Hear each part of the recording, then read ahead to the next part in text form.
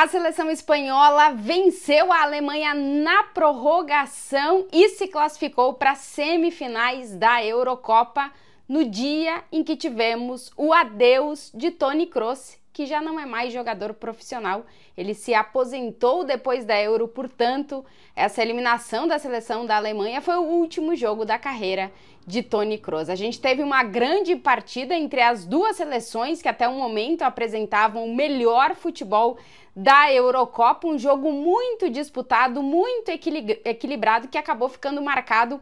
por um lance na prorrogação, uma bola na área que bateu na mão de Cucurella, o lateral da seleção espanhola, que teria sido pênalti para a Alemanha, mas que a arbitragem identificou um impedimento prévio do atacante da Alemanha, Füllkrug, e, portanto, o VAR não entrou na jogada e não foi pênalti para a Alemanha. A Espanha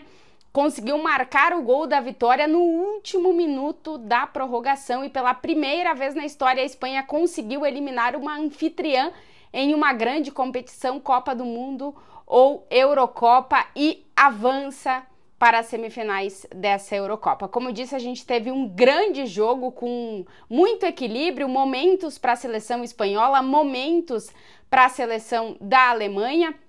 O primeiro gol da partida ele foi sair só no segundo tempo. Primeiro tempo, o lance mais marcante da primeira parte foi uma lesão em uma falta de Toni Kroos em Pedri, jogador da seleção espanhola. Logo aos 7 minutos de jogo, o Pedri saiu de campo sentindo o joelho. A seleção espanhola divulgou que ele tem uma entorse no joelho esquerdo, vai fazer mais exames, mas em princípio o Pedri perde o restante da competição com a seleção espanhola. Um jogo muito duro, principalmente na primeira parte, com muitas faltas, e no segundo tempo, logo no início, a seleção espanhola saiu em busca do gol e acabou encontrando uma jogada de Lamine Yamal, que terminou em gol de Dani Olmo, jogador que entrou substituindo o Pedri depois da lesão no joelho. Lamine Yamal, 16 anos, o jogador mais jovem a disputar uma Eurocopa, é o líder de assistências na competição, com 3 assistências até aqui, uma na fase de grupos,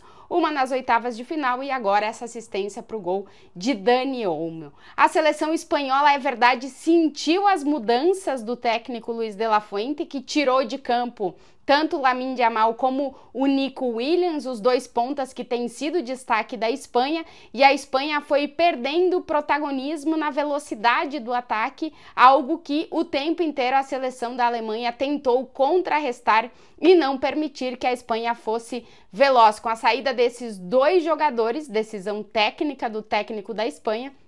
a Espanha acabou perdendo bastante verticalidade. A seleção espanhola perdeu com as alterações e a seleção da Alemanha ganhou com as alterações, porque Wirtz e Füllkrug entraram na segunda parte e mudaram bastante o jogo da Alemanha, que passou a ter uma referência no centro de ataque e um jogador com muita criatividade para ajudar a produzir ações ofensivas. A Espanha vencia o jogo por 1-0 até 1 minuto para terminar a partida, 1 minuto antes dos 90 minutos de jogo, quando o Wirtz, depois de uma assistência do Kimmich, marcou o gol de empate e levou o jogo para a prorrogação. Na prorrogação a gente já sentiu os jogadores das duas equipes muito cansados, os técnicos praticamente esgotaram as substituições, tanto é que Toni Kroos passou a sentir problemas físicos na segunda parte, mas o técnico da Alemanha já não tinha como fazer substituições. O gol da seleção espanhola, que coloca a Espanha nas semifinais, foi marcado no último minuto da prorrogação, uma assistência de Dani Olmo, que foi eleito o melhor jogador em campo, com um gol e uma assistência, para o gol de Merino, que coloca a seleção espanhola nas semifinais da Eurocopa. Como eu disse, foi um jogo muito equilibrado. É uma pena que uma dessas 2 seleções tenha ficado fora da Eurocopa, já que, na minha opinião, foram as 2 seleções que até aqui apresentaram o melhor futebol, né? E a seleção espanhola acabou se impondo no finalzinho da prorrogação e tivemos essa polêmica, como eu expliquei da questão do pênalti não apetado por impedimento prévio do jogador da seleção espanhola. Um jogo, como eu disse, muito equilibrado, trazendo um pouquinho dos números. A posse de bola foi para a Alemanha, 51-49, chutes a gol. A gente teve 5 para a Alemanha e 6 para a Espanha, 17 faltas para a Alemanha, 22 faltas 17 para a Espanha, 22 faltas para a Alemanha. Enfim, os números da partida foram o que dá para retratar bastante o que foi o jogo, que foi um jogo muito equilibrado, com momentos para a Espanha, momentos para a Alemanha, mas a seleção espanhola acabou conseguindo essa classificação e se candidata como a grande favorita para conquistar a Eurocopa. A Espanha, que até aqui disputou 5 partidas nessa Euro, 3 na fase de grupos, oitavas de final e agora quartas de final, e ganhou todos os jogos, venceu as 5 partidas até aqui e tem o melhor ataque da competição junto com a Alemanha, com 11 gols marcados e uma das melhores defesas, apenas 2 gols sofridos. A seleção da Espanha aqui mostrou algumas fragilidades defensivas que a Alemanha pôde aproveitar nesse jogo e que a sua próxima rival, que será uma grande seleção, vai sair do confronto entre França e Portugal, poderá aproveitar. Mas é verdade que a Espanha se candidata com os resultados, com a eliminação da Alemanha, como a grande favorita a conquistar essa Eurocopa. A seleção da Alemanha se despede da Eurocopa que acontece no seu país e Toni Kroos se despede do futebol. Ele que já tinha dito que depois da Eurocopa se aposentaria, teria sua aposentadoria,